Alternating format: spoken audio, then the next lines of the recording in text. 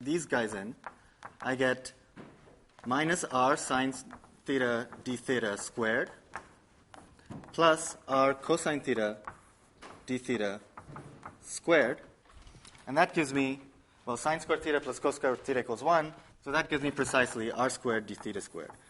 So the point of doing all this is to show you that we can induce this metric from the metric of the embedding space. So we have a circle embedded in flat space, and we can induce the metric on the circle, which you guys just guessed was r d theta, directly from the metric of the embedding space. Okay? And this technique is going to be very useful when we in a moment when I talk about de Sitter space. Okay. Well, that was just a very simple circle. Let me just make this slightly more complicated. Supposing I have x squared plus y squared plus z squared or z squared equals r squared. Well, what's that? That's a sphere. So this is now in one higher dimension, and that's a sphere like that. And by the way, we call this an S1, a one-dimensional sphere. A circle is a one-dimensional sphere. And we call this an S2, which is a two-dimensional sphere. And notice that when we say two-dimensional sphere, we mean precisely the equals. We just mean the outside of the sphere, not the inside as well. Okay, so it's not less than or equal to. It's exactly equal to. So that's what we mean by a sphere. And I can't resist telling you about higher dimensional spheres. So let me just. This has nothing to do with de Sitter space, but it's fun. So. Let's find the metric on the two-dimensional sphere. So we can use the same technique and simply write z equals r cosine theta, x equals r sine theta cosine phi, y equals r sine theta sine phi, and these three things, these three coordinates satisfy this equation. We can take the derivatives. I'm only going to do one of them because it's a pain. So dy is going to be r cosine theta d theta sine phi plus r sine theta cos phi d phi. Can everyone read this? And now if I take this dy, square it, do the same thing for x, square that, do the same thing for z, square that, and add them all up, because the new metric is going to be ds squared equals dx squared plus dy squared plus dz squared. Then I'll get the metric on a sphere, on an S2. And if you do this, you'll find that it's d theta squared plus r squared sine squared theta d phi squared. And this, Professor Marolf called this d omega squared. Okay, so this is the metric of a two-dimensional sphere, of an S2. And what's the metric? Well, I mean, what is it in matrix form? Anyone? So here the coordinates are theta, d theta, and d phi. So what's the d theta, d theta? What's the coefficient of the d theta term? It's just an r squared. There's no d theta, d phi terms. And then in the d phi term, there's an r squared sine squared theta. So we've just written down the metric of a two-sphere. Okay? And now I'll just say one thing, that in general, if I had a three-sphere, which is hard to imagine but easy to write down, I would have something like this.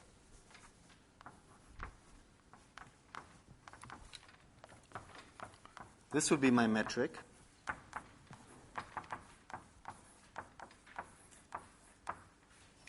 And you can find the volume of a sphere by just doing integral of the determinant of the square root of the determinant of the metric over all the times the integrated over all the coordinates.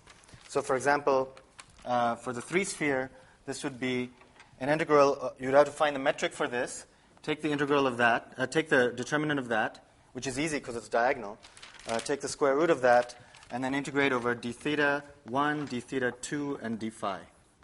Okay? And I should tell you that the range of theta 1, of theta I, is from pi to 0, and the range of phi is up to 2 pi. And from that, you can get the volume of a three-dimensional sphere. Okay? And you can check that it's actually 2 pi squared r cubed. Okay. So now, so much for spheres. Let's go to, this was all for Riemannian geometry. Let's go to Lorentzian geometry. And this is just a fancy way of saying that instead of just space, we have space-time. Okay, so this is now, there's also time. So here, the line element in 2 dimensions looks like that. And the main difference is there's a time coordinate. And we know it's a time coordinate not because it's called t, and you can call it anything you want. I could have called it Clifford for all I want, but who's not here. But the reason you know that it's a time coordinate is because it's got a minus sign. Okay, so in general relativity, we combine space and time into space-time, which is, so space and time are like each other, but they're not the same. And the difference is this minus sign here. Okay, so now the metric is just, let me just add one more coordinate here. So the metric here is just going to be minus 1, 1, 1. Okay, that's dt, dt, and so on. Great. Okay, so now, where previously we had written x squared plus y squared plus z squared equals r squared, let's write a similar kind of equation. And I'm going to call this minus, let me make this capital, minus t squared. This is a terrible chalk. Can you read this? Minus t squared plus x squared plus y squared equals r squared. So this is exactly like a sphere, except it's a sphere with a time in it. Okay? So what does this look like?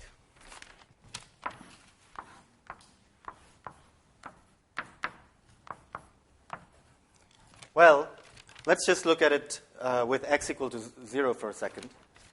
So that now looks like minus t squared plus y squared equals r squared when x equals 0. So that's kind of like this equation, except there's a minus sign in front. So I asked you earlier, and everybody pointed out this was a circle. Well, what's this? Anyone know? What? It's a hyperbola. Exactly. So this is a hyperbola, and it goes like that. But now we can see that this equation doesn't care between x and y. X and y are basically the same. So it has a symmetry of interchange of rotating between x and y. So the actual figure that this describes is a hyperboloid, and it looks like this, which I've drawn terribly, but that's supposed to be a hyperbola. Oh man, this is hard.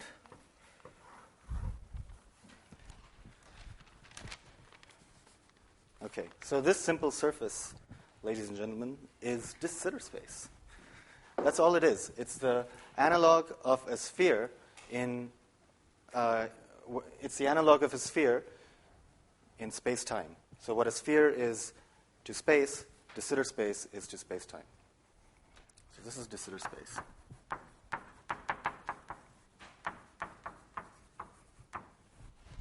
Okay, so that might look like a pretty dull surface to be spending a whole lecture on, but it's not. Okay, so, well, let's first of all find the metric on de Sitter space. Well, we know how to do that.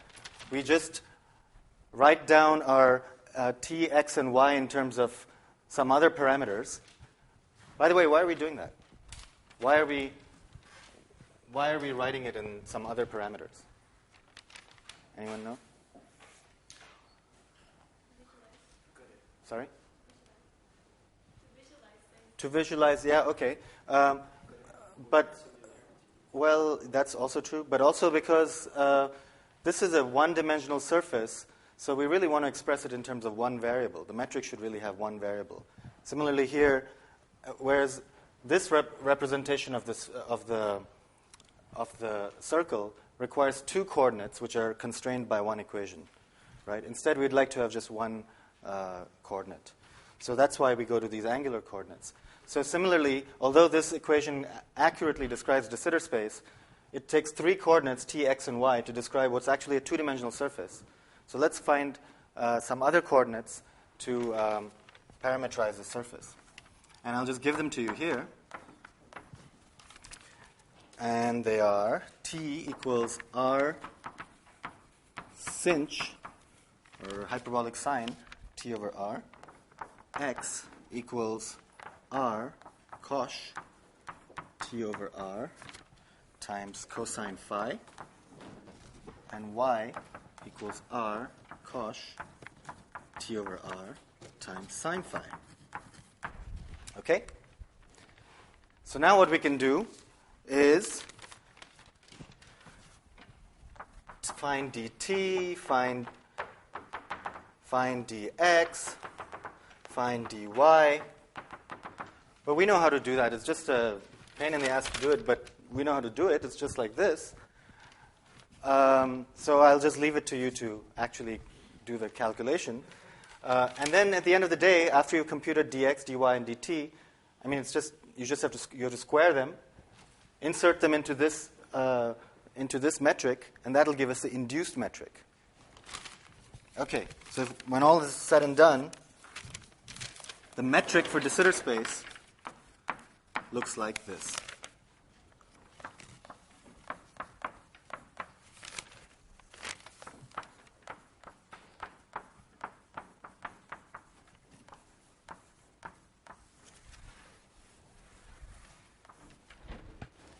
And that is the metric, the line element for de Sitter space.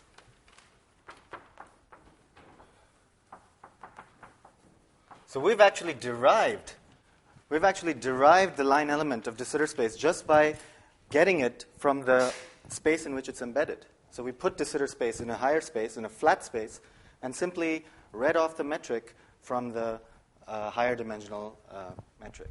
Okay? Any questions so far? All right. So let's see what this looks like. Well, at constant t, so I should tell you that t grows like this in much the same way that capital T goes like that, but they're related by a, they're one is a sine of the hyperbolic sine of the other. And you can see that at constant t, so dt is 0, I have this guy here looks exactly like r squared d phi squared that we had earlier. We called it theta earlier, but let's call it phi. So really, this looks like the radius is growing and shrinking, right? Depending on what the value of r is. So de Sitter space can be thought of as expanding and contracting circles. Okay, so they contract down to some waist, and then they expand again. Okay, so that's de Sitter space. And now let me compute its curvature.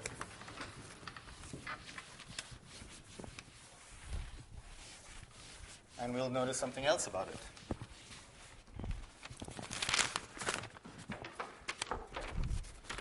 Okay, so computing the curvature is not so easy, but I'll just tell you what it is.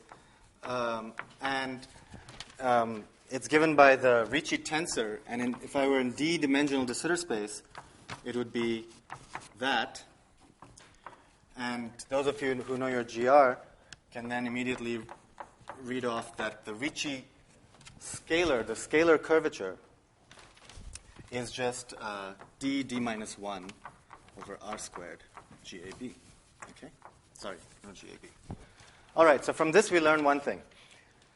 D and d minus 1 are just a space-time number of space-time dimensions. Okay, so this is just some number. And below is r squared, which is just some parameter. So the first thing we know is that the Ricci scalar is everywhere constant. De Sitter space is a space of constant curvature. Okay, so and that's not so surprising because the sphere is a space of constant curvature, and de Sitter space is basically like a sphere except in space-time. So it's got constant curvature and it's got constant positive curvature. Okay, so we find that de Sitter space is a space-time with constant positive curvature.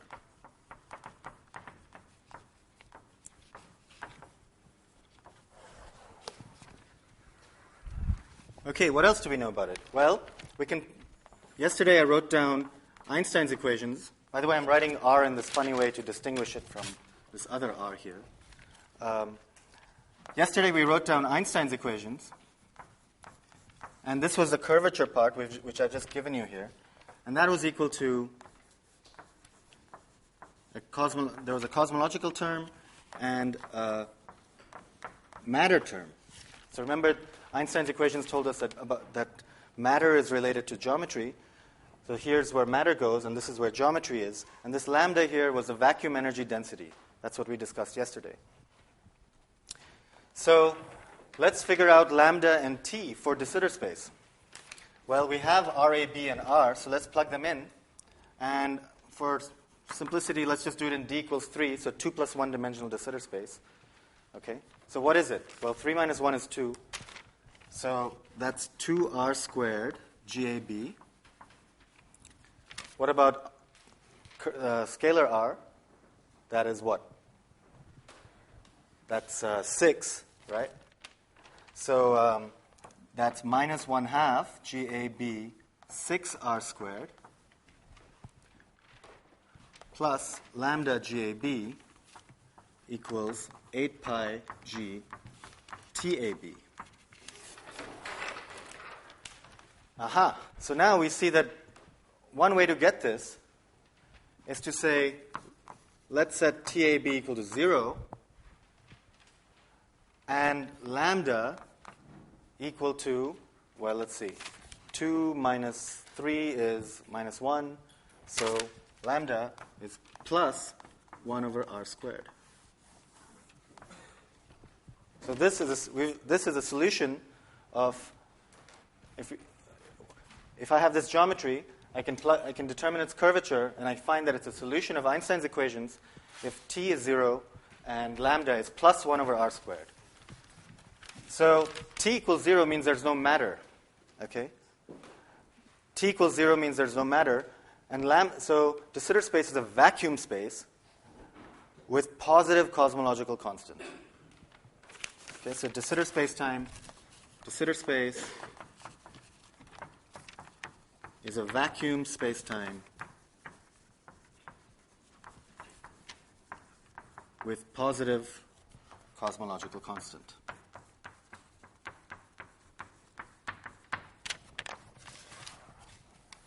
And we just showed that by using Einstein's equations. Any questions? Okay. Okay, so that's what the de Sitter space is. Now let's see why it's so interesting. But before I tell you about that, I'm going to tell you about something about the way light propagates in the way to calculate light trajectories in relativity. Now in flat space, if the metric were this, let me put the c's back, the speed of light, then unlike Pythagoras' theorem where it was just dx squared plus dy squared, this thing can be either positive, negative, or 0, right? Because there's a minus sign here. So there are three kinds of separations. There are space-like separations, time-like separations, and if this were 0, light-like, also known as null separations. So let's focus on the null ones. Okay? So that's particularly easy. We want to set this equal to 0.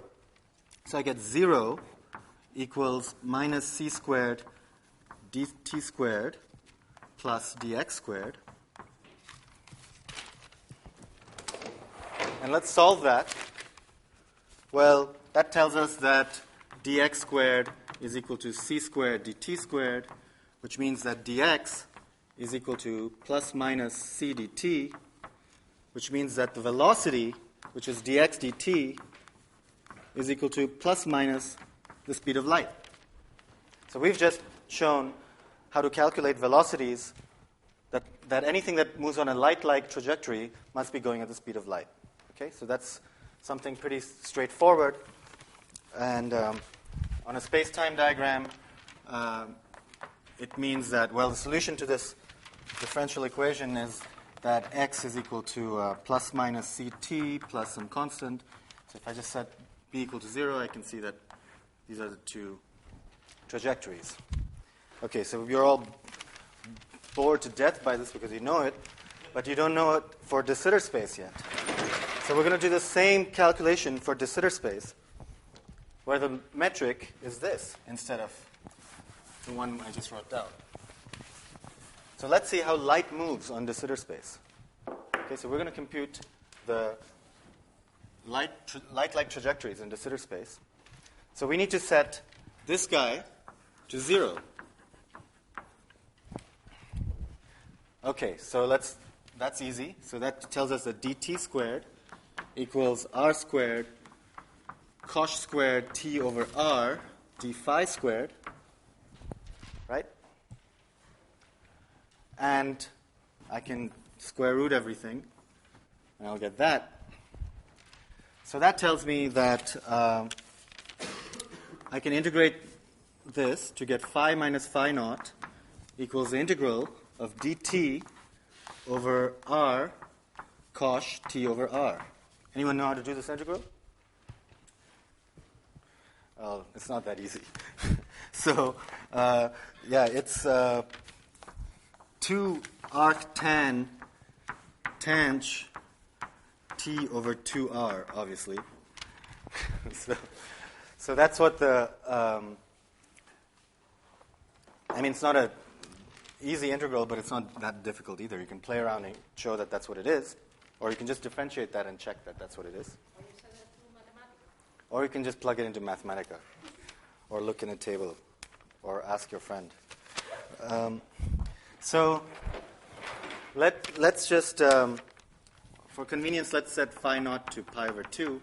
So we just got the motion of a light ray in de Sitter space. We find that it's 2 arctan of hyperbolic tan t over 2r plus pi over 2. Okay, so that's the motion of a light ray.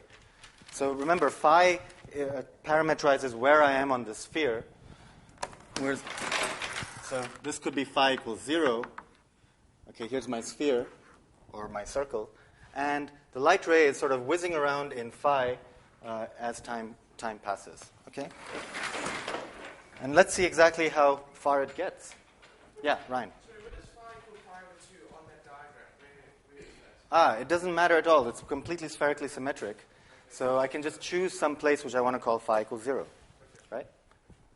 So let's do that. Let me draw this below. Okay, that's perfect. So here's de Sitter space again. And we'll call this phi equals 0. Okay? So this guy would be what? This whole line is phi equals 0, right? All of these circles here have this line as phi equals 0. So what's this? What is this line here? What? Phi equals pi, right? So this is the other side of the sphere, other side of the circle, so that's phi equals pi. This line here.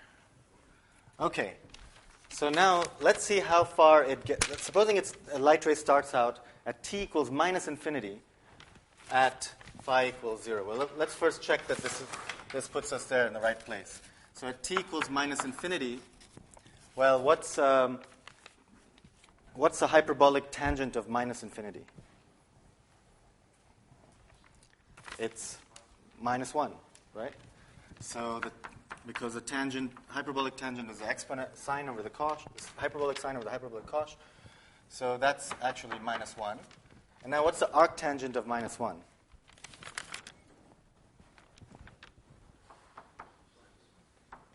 No. Arctangent of minus 1 is minus pi over 4, because pi over 4 is where it's 45 degrees, and that's where the sine and the cosines are the same. So this is actually minus pi over 4. Everyone okay with that? So phi of minus infinity equals, well, it's twice that, so that's minus pi over 2, but then there's a plus pi over 2, so that's 0. So that's good. That's where we want it to be at t equals minus infinity. Oh, if you don't know how to do this integral, you can also email this guy here. Okay, so what about at t equals plus infinity? Let's see how far it gets around. Well, so hyperbolic tangent of plus infinity equals, anyone? That's plus 1. And arctangent of plus 1 is, sorry? Plus pi over 4. Good. So phi of plus infinity is twice times pi over 4 is pi over 2, plus pi over 2 is pi. Okay? So we've shown something amazing, actually, that it takes an infinite amount of time for light to get from one end of the circle to the other end of the circle. In this geometry that we wrote down, whose line element's now on the other side, but in this metric, it takes an infinite amount of time for something traveling at the speed of light to go from one end of the circle to the opposite side of the circle. Now, supposing, let's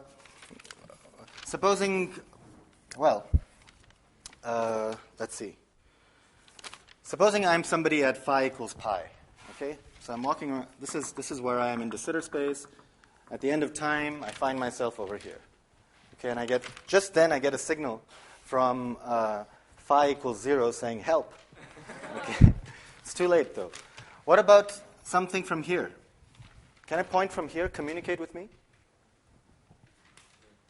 No, because if this is also at phi equals 0, and the only way to send a signal to phi equals pi was to start out from phi equals 0 at minus infinity, and any later than that is too late, right? So all these points, I can never, ever receive a signal from if I'm at phi equals pi. So de Sitter space has this funny property that, and of course phi equals pi was nothing special, right? I could have chosen any other, there's perfect circular symmetry here. So I could have chosen any other point and any other coordinate. And what it's telling us is that if I'm in de Sitter space, I can only get information from half the space. So where have you seen this before? About regions of space that are, well, maybe you haven't seen it, but regions of space that you cannot communicate with. Light cones, that's good, but actually if you wait long enough, you can always get something from outside. Black holes. So if I'm outside a black hole, I cannot get a signal from inside the black hole. And we call that boundary a horizon. In the same way, we call this boundary a horizon. So what this is saying is that in de Sitter space, this observer right here has a horizon beyond which no signal, anyone beyond that horizon cannot communicate with him or her. So, and let me just draw this again for another observer. Supposing I'm the opposite observer. Well, then my horizon would be this, because no signal from here would be able to make it out to phi equals 0. Okay, this is very important. This would be, all these points would be causally disconnected. If I'm this observer here, then none of these points here and this sort of wraps around on the other side, will be able to communicate with me. Okay? So unlike for black holes, in de Sitter space, every observer in de Sitter space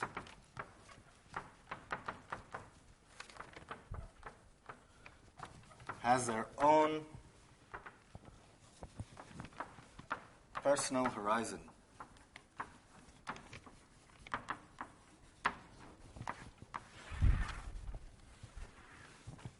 So this is not quite like black holes where there's one black hole right there and then there's a horizon around that black hole. Here, all observers in de Sitter space are carrying this horizon around them, and they cannot communicate with people on the other side of that horizon. Any questions so far? Yeah? I don't understand how we can have curved space-time in the absence of matter distribution. How can you have curved space-time in the absence of matter? This is what we discussed yesterday, and the point was that in Einstein's equations, there was room for another term here called the cosmological constant term.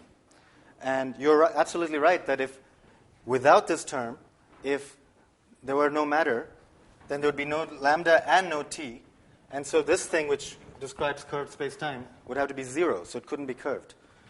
But if I have this term, then even if t equals 0, I can still have curvature because I can bring this on the other side. And even if t is 0, if lambda is not 0, there's still curvature. Okay? Yeah? You said that our future is going to be future space. Why did you mean that? How did it stay? I'll get to that at the end, of why this is our space. So far, I have tried to, in the beginning I said, did I delete it? I guess I erased it. But anyway, in the beginning I said that I'll say that de Sitter space is a simple space. We've shown it's a very simple space. It's just embedded in, it's just like a sphere. And that it's interesting because it's got a temperature and an entropy. I haven't yet shown that, but I'm about to. And that it's a future for space. So I'll get to that last, but why it's a future for space, if I have time. Okay. So we know from black holes that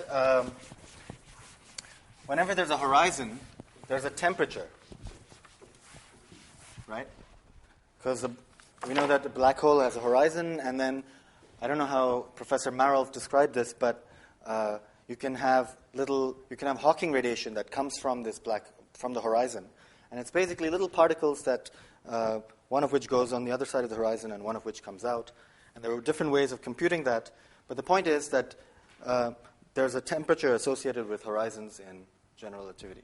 Now, de Sitter space also has a horizon, so we can try to compute its temperature, and that's what we're going to do next. So let me just remind you how the calculation went for. Actually, before that, I want to say one thing. So I showed that there was a region of space, precisely half of de Sitter space. If I'm this observer over here, precisely half of de Sitter space could never communicate, could never send a signal to me. But also, what about the parts of the de Sitter space that I can send a signal to? Supposing I'm this observer here, okay? Supposing you're this observer, and you know that if you send a signal out at minus infinity, you could reach this point, right? But no matter what you tried, you would never be able to reach any of these points, because to get to here would be impossible. You'd have to travel faster than light to get to there. Everyone following? So this is the region of space that cannot communicate with me, and this is the region of space that I cannot communicate with. Notice in particular that there's this region of space here, which can neither communicate with me nor which neither can send a signal to me nor can receive a signal from me. Okay, so this region here is completely disconnected. There's just no way to talk to this anyone in this part of de Sitter space. And whereas this region here is a region of space-time where I can both send a signal to and receive a signal from. So this is the maximum. If I want to send a help signal, this is the best I can. Anyone out here who might get a help signal will not be able to do anything about it. But over here, I can get a signal back saying, how much are you willing to pay me or something. What's the physical implication of not being able to send signals somewhere and then being able to receive signal? Yeah. So, whichever way, no communication is really achieved. Well, the difference is one is, in technical language, you say that this is the future horizon because it's the part that's beyond my future. I cannot reach it even in my nothing from here can affect me ever because it just cannot communicate with me. So this part cannot affect me, whereas this part here I cannot affect. It cannot and this part here can neither affect me nor can be affected by me.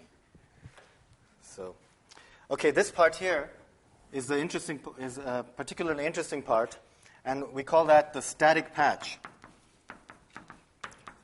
And I've drawn this in profile, but remember this is actually symmetric, so really it looks like this. And sometimes people call this a causal diamond. And it's a diamond for obvious reasons. And it's causal because this is the part that I can have causal communications with. Okay? This little unshaded region. Okay, so for an observer in this causal patch, turns out that the metric that we wrote down earlier is not the best kind of metric. It's better to write a different metric in this form. Now, how can it be that this metric looks so different?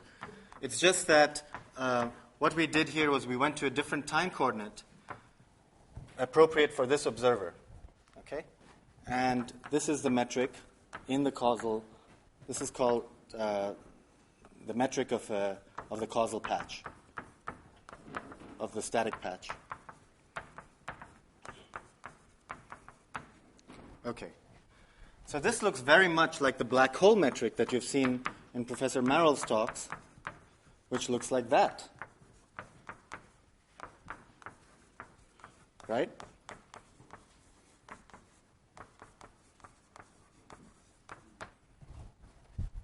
So, how much time do I have? Let's see. Okay. Since Jeff is not here, I can take as much time as I want. Okay. So, how did we get the temperature from this black hole metric? The way we did it was we expanded the metric near the horizon, which was in this case at r equals 2m. Okay. So we expanded metric near horizon, and then we wrote down theta equals t. We found that we had to make a definition theta equals t over 4m in order to put the metric in the form ds squared equals minus. So I'm sorry I can't review all this, but this is from his talk. And then that meant that the temperature, beta, since this theta range is over 2 pi, and beta is the range of the temperature, was equal to 2 pi times, so t was like 4m theta, and beta ranges to 2 pi, so the maximum, theta ranges to 2 pi. So the maximum beta was 2 pi times 4m, was 8 pi m, and this was actually the inverse Hawking temperature. So the Hawking temperature was 1 over 8 pi m. So that's the way we found the temperature of the black hole. What we did was we took the metric, we expanded it near the horizon, we put it in this form, and then we found beta from there. So we're going to do the same thing with this metric, which describes de Sitter space. Okay, so here, where's the horizon?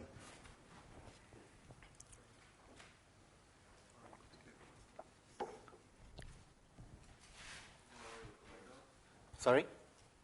little r equals capital R. Because at little r equals capital R, something goes badly wrong here, right?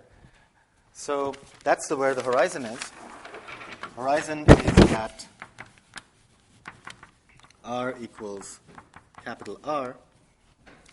And if I expand this metric, let me just do that by defining delta equals r minus r, then dr equals minus d delta. And I'm only going to keep the leading terms. So I get ds squared equals minus. And now I can write 1 minus r squared over big R squared as minus r squared over r squared. Some are big, some are small. And then r squared minus r squared I can write as r squared, r minus little, capital R minus little r times capital R plus little r. But capital R minus little r is just delta. Okay, so this part I can write as minus delta times r plus r. But r, we're expanding everything near r equals r. So this is just 2r, 2 capital R over r squared. And then there was also the other terms, which is just the reciprocal of this term, of the first term. Right? This is just the inverse of that. So that's just going to be dr squared over delta 2r, r squared, plus r squared d omega squared. But now let's just get rid of dr by writing it as d delta squared. Oh no, here's Jeff. So that's what the metric looks like. Okay? And now we want to put this in this form here. Okay? So to do that, I want to call this thing here my d, whatever this Greek symbol here is, d xi squared or something. So to do that, I have to say that d xi, z, I don't even know how to pronounce this, is r over d delta times square root of 2r delta. Yeah? Well, we can put the square root here. And that's we just can integrate that to get root r over 2 to root delta. Okay?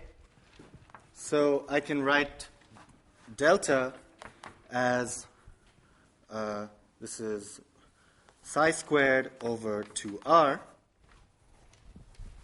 So let me put it in here.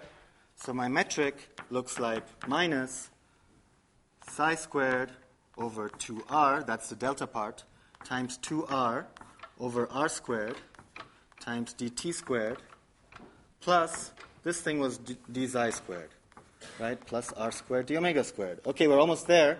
We wanted to put it in that form. And let me just get rid of some of these r's. That r and that 2 and that 2 go. So if I define my theta to be just t over r, then I've put this metric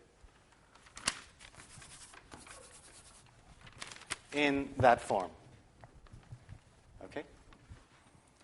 And now the temperature was just, so previously when theta was t over 4m, it meant that the temperature was what you would get for the maximum value of t, which is namely when theta is at 2 pi. So the inverse temperature is 2 pi r. The maximum value of t is just r theta, and theta can go up to 2 pi. So the inverse temperature is 2 pi, and we've just calculated that the temperature of de Sitter space is 1 over 2 pi r. So this is the temperature of de Sitter space.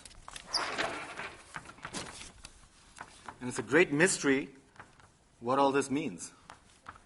Because for a black hole, you can understand that this is all, you can sort of see that there's something there. But in de Sitter space, it's just empty space, and it's got a temperature and an entropy, and it's a big mystery how exactly to understand those thermodynamic properties in a fundamental sense, what that entropy means. Okay, so finally, I just want to end by saying why So these were all kind of fun theoretical issues. We talked about the form of de Sitter space. We calculated the metric. We saw it as horizons. We showed that the horizons imply temperature. We actually calculated the temperature. But now I'll tell you something. Tell you why about cosmology for a second. So the main equation in cosmology is the Friedmann equation, and that tells us how the universe expands. And this constant here is the Hubble's constant, and it really means a dot over a squared, where a is the scale factor of the universe. So this tells us about the expansion of the universe. And this term, this expression here, by Einstein's equations,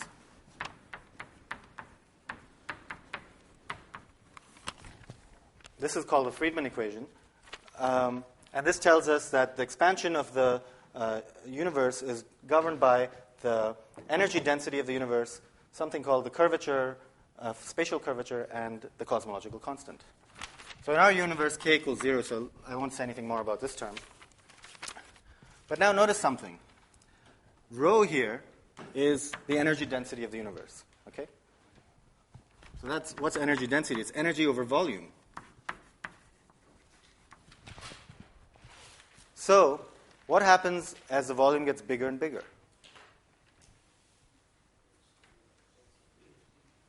Sorry? So the energy density goes to 0, right? As the volume gets bigger and bigger, the energy density goes to 0. So in as our universe continues to expand, in the future, we can neglect this term in the future, and what we're left with is a term which has only cosmological constant. So that's what we were saying earlier, that in general relativity, we have Einstein equations that have matter and cosmological constant, and in the future, the matter terms are going to be unimportant, so we'll have a vacuum space which will be governed by cosmological constant, and we just found out that that space is called de Sitter space. So in the future of our space, of our universe, as it keeps expanding, is to be dominated by this one term, the cosmological constant. So let me just tell you how far we are today. So let me just write this down. So as time increases, and so the future is de Sitter space.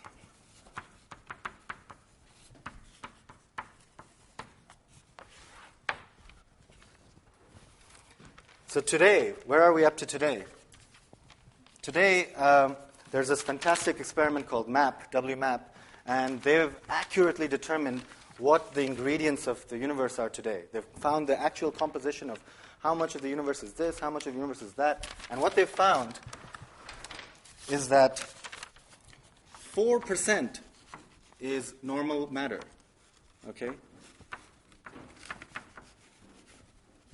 4% of matter is a matter that's described by the Standard Model. All this stuff about quantum field theory, gauge theories, group theories, this, that, describes this 4% of the matter that we know about. 23% is something called dark matter, about which we don't know anything about, don't know very much, but it's likely that it'll also be described by quantum field theory. So that's 27, and the remaining 73% is something called dark energy, which is most likely the cosmological constant. So already, 73% of the dark energy, of the energy in the universe, is cosmological constant. And these other terms, as time goes on, are only going to decrease. So in the end, it's going to be all of this. But it's amazing that we have so much technology to study these 4%, and yet that's just 4%, right? So I'll just end here by saying that these numbers alone indicate that, as physicists, we should take the cosmological constant very seriously. Thank you.